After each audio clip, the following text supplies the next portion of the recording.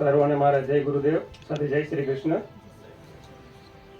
હું પણ first time Mike પર આવ્યો છું. આવી રીતે કોઈ દિવસ મેં આજ લગીને કોઈ દિવસ આપ્યું નથી. સાહેબે કીધું એને જેમ કે મા બાપના સંસ્કાર દીકરીમાં આવે. આજે ઊંધું થઈ ગયું છે. મારી દીકરી બોલી છે એટલે મારે અહીંયા ઊભું રહેવું પડે છે.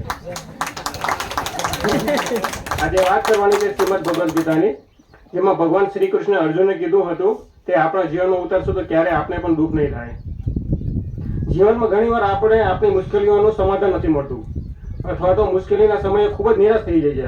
આવા સમયે ઘણા લોકો ગુસ્સો થવા લાગે છે, પોતાનો ગુસ્સો બીજા પર કાઢવા લાગે છે. તકલીફથી વિચલિત થઈને હાર માનીને આ પરિસ્થિતિમાં ભગવાન શ્રી કૃષ્ણ અર્જુન જે કીધેલો થોડો સાર એ હું તમને કહીશ. માનવ શરીર નાશવંત છે અને આત્મા જ અમર છે. માનવ શરીર એ કપડાના ટુકડા જેવું છે. એટલે કે જેમ આપણે કપડાં બદલીએ છીએ તેવી જ રીતે દરેક જન્મમાં આત્મા એક શરીરમાંથી બીજા શરીરમાં જાય છે. જે લોકો માત્ર શરીર પ્રત્યે આકર્ષિત થાય છે ને આવા લોકોને માટે ગીતા એક ઉપદેશ મહાન ગ્રંથ શીખવે છે. જીવન અને મરણ જીવનનું એક ચક્ર છે. તેને જાણવું અને સમજવું ખૂબ જ મહત્વપૂર્ણ છે. કારણ કે જીવનનું એક સત્ય છે અને તે છે મૃત્યુ. એટલે કે જેને દુનિયામાં જન્મ લીધો છે, જેને પૃથ્વી પર જન્મ લીધો છે, તેને એક દિવસ આ દુનિયા છોડી જવાનું છે. તેમ છતાં દરેક વ્યક્તિ પોતાને મૃત્યુથી ડરે છે, જેના લીધે જીવનમાં રહીને પણ ખુશ નથી રહી શકતો. એટલા માટે કોઈ પણ વ્યક્તિએ મૃત્યુનો ડર ન રાખવો જોઈએ, કારણ કે મૃત્યુ એક અંતિમ સત્ય છે અને એક દિવસ આવવાનું જ છે. બીજું, ક્રોધથી વ્યક્તિનો નાશ થાય છે. ક્રોધમાં વ્યક્તિના મનમાં શંકા ઉત્પન્ન કરે છે. એના લીધે બુદ્ધિનો નાશ થાય છે.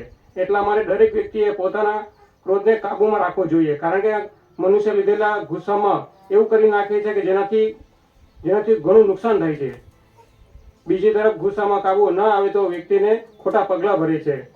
એટલા માટે પરિસ્થિતિને ટાળીને હંમેશા શાંત રહેવું જોઈએ. ગુસ્સામાં લીધેલા પગલાંથી વ્યક્તિને ઘણું નુકસાન થાય છે અને એ નુકસાનની ત્યારે જ ખબર પડે છે કે જ્યારે એ ક્રોધ શાંત થઈ જાય છે.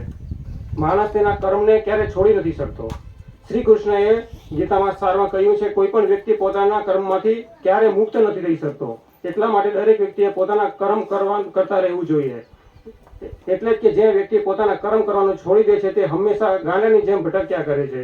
કોઈ પણ મનુષ્ય પોતાના કર્મ કર્યા વગર સફળતા કે પછી નિષ્ઠા પ્રાપ્ત કરી નથી શકતો. કુદરતે વ્યક્તિને કોઈ પણ કર્મ કરવાની ફરજ પાડી છે. જે વ્યક્તિ પોતાના કર્મથી બચવા માંગે છે તે બહારથી કર્મ છોડી દે છે, પરંતુ તેનું મન કર્મમાંથી બહાર નીકળતું નથી. એટલા જ માટે જેવા વ્યક્તિનો સ્વભાવ હોય છે તે જ પ્રમાણે કર્મ કરે છે. આટલું જ લખ્યું છે, વધારે લખ્યું તેની પહેલી વખત છે. આથી વિશેષ હું બીજી શિબિરમાં કહી શકીશ એવી હું તમને આશા આપું છું. ધન્યવાદ.